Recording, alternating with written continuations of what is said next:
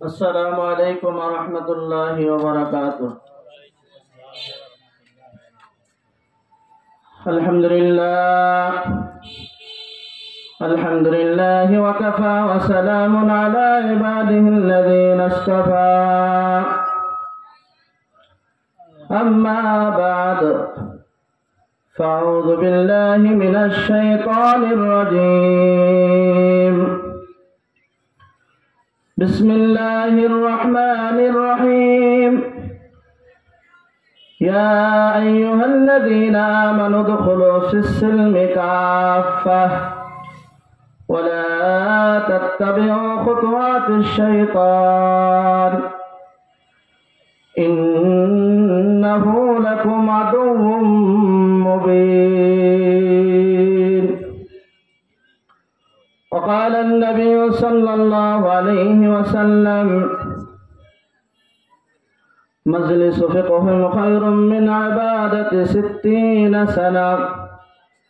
আমরা দরুদ ইব্রাহিম পাঠ করি। আল্লাহুম্মা সাল্লি আলা মুহাম্মাদিন ওয়া আলা আলি মুহাম্মাদ কামা সাল্লাইতা আলা ইব্রাহিম ওয়া আলা আলি ইব্রাহিম ইন্নাকা হামিদুম মাজিদ। আল্লাহুম্মা বারিক আলা মুহাম্মাদিন ওয়া আলা আলি মুহাম্মাদ كما باركت على إبراهيم وعلى آل إبراهيم إنك حميد مجيد. الحمد لله. আল্লাহ তাবারক ওয়া তাআলার দরবারে লাখ কোটি শুকর ও সুজুদ যে রব্বে করিম আপনাকে আমাকে দুনিয়ার সমস্ত ঝামেলা থেকে ফারিগ করে দামি একটা মজমায় তথা জান্নাতের বাগিচায় আসার মতো বসার মতো তৌফিক দান করছে। সেই মহান সত্তার দরবারে অন্তরের স্থল থেকে কালিমাতুশ শুকরিয়া আদায় করি, বলি আলহামদুলিল্লাহ। এই জান্নাতের বাগান প্রতিদিন মেলে না, কথা বলেন ঠিক কিনা? অনেক কষ্ট মেহনতের পরে দীর্ঘ 1 বছর অপেক্ষা করার পরে আল্লাহ তাআলা খাস রহমত আমাদের উপর নাজিল করছেন, বিদায় আজকে আমরা এখানে মাহফিল পাইছি, কথা বলেন ঠিক কিনা? যদিও মাহফিলটা মাদ্রাসার মাহফিল, কিন্তু ওখানে ঘটনাক্রমে যে স্থানে হওয়ার কথা ছিল সেই জায়গা পানির কারণে মাহফিলটা এখানে আসছে। অর্থাৎ এটা আসমানের ফয়সালা হয়েছে। কোথা থেকে? আসমানের থেকে ফয়সালা হয়েছে। মাহফিলে আমাদের উপকার হোক আর না হোক, কবরের পাশে যারা ঘুমায় রয়েছে তাদের ঠিকই উপকার হবে, কথা বলেন ঠিক কিনা? আল্লাহু আকবার। আল্লাহর এক বান্দার কবরে আযাব হইতেছে, তো এক আল্লাহর ওলি স্বপ্নের ভিতর দেখতেছে যে কবরের ভিতর আযাব হইতেছে। কি হইতেছে ভাই? আযাব হইতেছে। তো আল্লাহর ওলিরে ডাক দিয়ে বলতেছে, আল্লাহর ওলি, দুনিয়া আমার একটা মেয়ে রেখে আসছি, আপনার কাছে আরজ, আমার মেয়েটাকে যখন আপনি দেখবেন তখন বলবেন যেন আমার জন্য কিছু দান সাদকা করে, যার উসিলা করে আল্লাহ তাআলা আমার কবরের আযাবকে হালকা করে দেয়।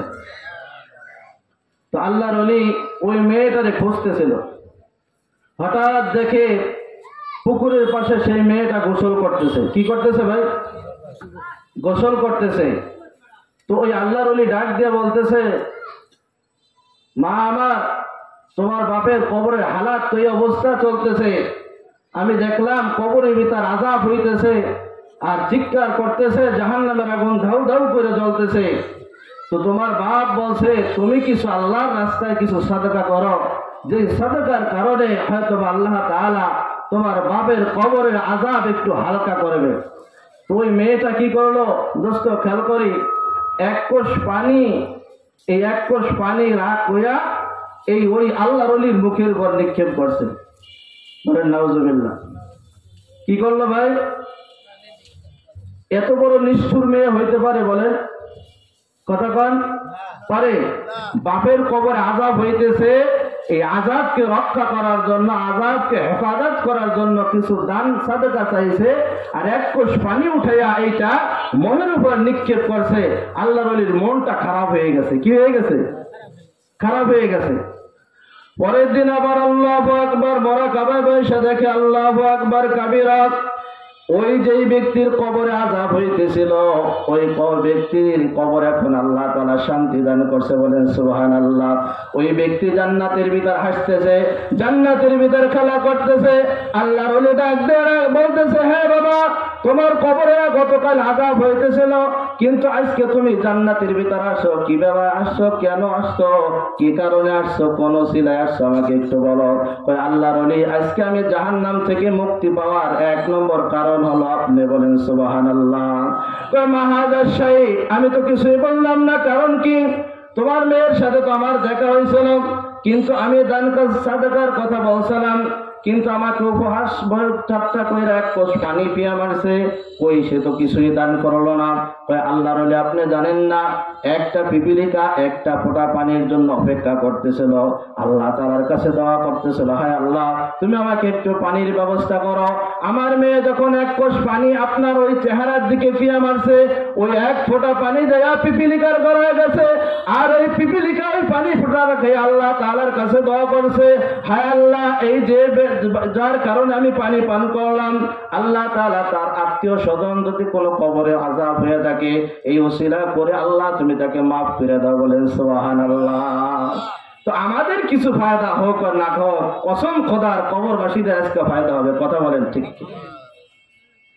ও দোস্ত, আমি পবিত্র কালামুল্লাহ শরীফ থেকে সূরাতুল বাকারার 208 নম্বর আয়াতে কালিমা আপনাদের খেদমতে বরকতের নিয়তে তেলাওয়াত করছি।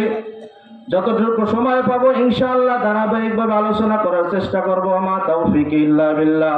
আমার আল্লাহ তাআলা বলতেছে, আইয়ুহাল্লাযীনা আমানু দুখুলু ফিস-সিলমি কাফা ওয়ালা তাত্তাবিউ খুতুওয়াতিশ শাইতান ইন্নাহু লাকুম আদুউম মুবিন। আমার রব, আমার আল্লাহ ডাক দিয়ে বলতেছে, হে ঈমানদারগণ, তোমরা পরিপূর্ণভাবে ইসলামের ভিতর দাখিল হও, পুরোপুরিভাবে ইসলামের ভিতর ঢোকো। ইসলামের কিছু মানবা কিছু ছাড়বা তা হতে পারে না। কথা বলেন ঠিক কিনা? পরিপূর্ণভাবে ইসলাম যখন মানব তখন কামেল মুসলমান হব। কথা বলেন ঠিক কিনা? এই আয়াতের শানে নজুল আল্লাহু আকবার, আল্লাহু আকবার। আব্দুল্লাহ বিন সালাম রাদিয়াল্লাহু তাআলা আনহু সর্বপ্রথম ইহুদি ধর্মে ছিল। ইহুদি ধর্মে উটের গোশত খাওয়া না জায়েজ, মাকরু মনে করত। যেমন আমাদের ধর্মে কাসিমের গোশত খাওয়া মাকরু, আমরা কেউ কাসিমের গোশত খাই না। কথা বলেন ঠিক কিনা? কিন্তু ইহুদি ধর্মে যারা ছিল, ইহুদের ধর্মে এটা তাদের শরীয়ত ছিল যে উটের গোশত খাওয়া যাবে না, এটা নিষেধ। আব্দুল্লাহ বিন সালাম রাদিয়াল্লাহু তাআলা আনহু যখন নাকি মুসলমান হইল, আল্লাহ রাসূল সাল্লাল্লাহু আলাইহি ওয়াসাল্লামের কাছে হাত রেখে কালিমা পড়ে মুসলমান হইলেন। আল্লাহ রাসূল সাল্লাল্লাহু আলাইহি ওয়াসাল্লামের কাছে উটের গোশত হাদিয়া আসছে। আব্দুল্লাহ বিন সালাম রাদিয়াল্লাহু তাআলা আনহু ওই মজলিসেই ছিলেন। আল্লাহ রাসূল সাল্লাল্লাহু আলাইহি সাল্লাম খাইতেছে, সাহাবীরা তারাও খাইতেছে।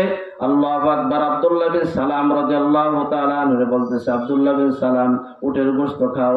ইয়া রাসূলুল্লাহ, ইয়া হাবিবাল্লাহ, আমি জানি এটা হালাল, এটা মুসলমানের ধর্মে এটা আল্লাহ তাআলা হালাল করছে, কিন্তু আমি যখন ইহুদি ধর্মে ছিলাম আমাদের ধর্মীয় কিতাবের ভিতরে এটা নাজায়েজ ছিল, এটা মাকরু ছিল। এই জন্য একটু বেশক আসতেছে, শখ মনে হইতেছে, এই জন্য আমি এটা খাইতে পারবো না, কিন্তু আমি এটাকে হালাল মনে করি।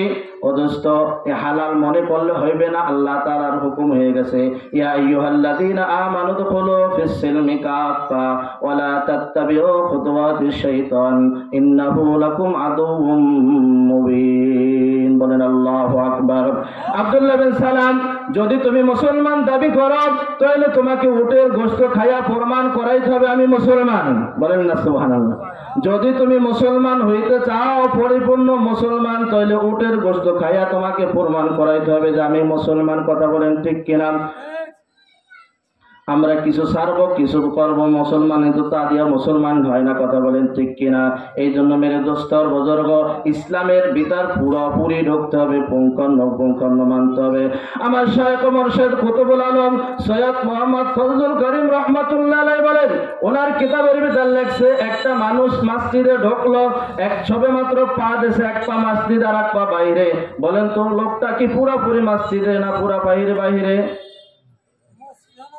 মসজিদেও না বাহিরেও না, কথা বলেন ঠিক কিনা? এখন লোকটা যদি ইচ্ছা করে পুরোপুরি মসজিদে ঢুকবে, তাহলে দুও পাও মসজিদে রাখতে হবে, কথা বলেন ঠিক কিনা? ইয়া আইয়ুহাল্লাযীনা আমানু দুখুলু ফিস সিলমি কাফা ওয়া লা তাত্তাবিউ খুতুওয়াতিশ শাইতান ইন্নাহু লাকুম আদুউম মুবিন। আল্লাহ তাআলা বলছে পরিপূর্ণভাবে মুসলমান হও, পরিপূর্ণভাবে ইসলামের ভিতর দাখিল হও। খবরদার খবরদার শয়তানের অনুসরণ করিও না, নিশ্চয় শয়তান তোমাদের দুশমন। কি বলেন ঠিক কিনা? শয়তান আমাদের দুশমন না বন্ধু? শয়তান আমাদের দুশমন, প্রকাশ্যভাবে ধোঁকা দেয়, অপ্রকাশ্যভাবে ধোঁকা দেয়, কথা বলেন ঠিক কিনা? শয়তান মানুষের প্রত্যেকটি পশমে পশমে দেয়া ধোঁকা দেয়, কথা বলেন ঠিক কিনা? ও দোস্ত, এই জন্য পরিপূর্ণভাবে ইসলাম মানতে হবে। ইসলামটা আমরা এখন বানাই এলাইছি 3 কোয়ার্টার। কি কোয়ার্টার? 3 কোয়ার্টার। যুবক বিবাহ করছে, শ্বশুর বাড়ির থেকে শ্বশুর মশাই একটা প্যান্ট দিয়েছে। কি দিয়েছে? একটা ফুল প্যান্ট দিয়েছে। জামাই পয়রা দেখে যে মাপের সেই তো বেসাইজ হয়ে গেছে 4 আঙ্গুল। কয় আঙ্গুল? 4 আঙ্গুল হয়ে গেছে বেসাইজ। এখন এই প্যান্ট পরতে হইলে দর্জির কাছে নিয়ে 4 আঙ্গুল কাইটা ফলাই দিয়ে তারপর সেলাই করে পড়তে হবে, কথা বলেন ঠিক কিনা? আল্লাহু আকবার। নতুন বধূ যখন ঘরে আনছে, মানুষ দেখার জন্য পাগল পাড়া সবাই আত্মীয় স্বজন আসছে। এবার নতুন পুত্রবধূকে বলছে, আমার এই প্যান্টটা কাইটা সুন্দরভাবে সেলাই করে রাখো, কিন্তু ওই ছাতা তো আর মনে নাই। মানুষ আসছে, দেখতে আসছে, নতুন বউ আসছে। মানুষ যখন মারা যায়, মানুষ যখন জন্ম হয়, পৃথিবীতে মানুষ 2 বার দেখতে যায়। কয়বার বলেন? যখন হয় আর যখন মারা যায়। ও আর এক জায়গা যখন নাকি নতুন বিবাহ করে, মানুষ এই 3 বার দেখতে আসে আনুষ্ঠানিকভাবে, কথা বলেন ঠিক কিনা? কয়বার? 3 বার দেখতে আসে।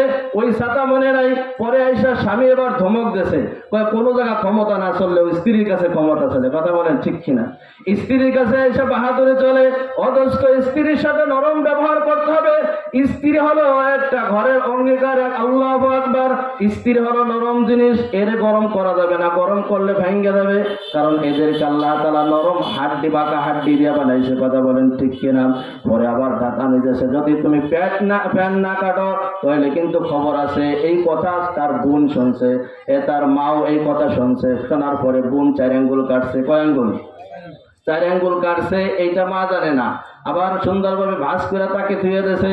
মা আবার চিন্তা করে, আমার সন্তান তো বেশি একটা সুবিধার না, সন্তান কিরকম তা মা জানে না। জানে না?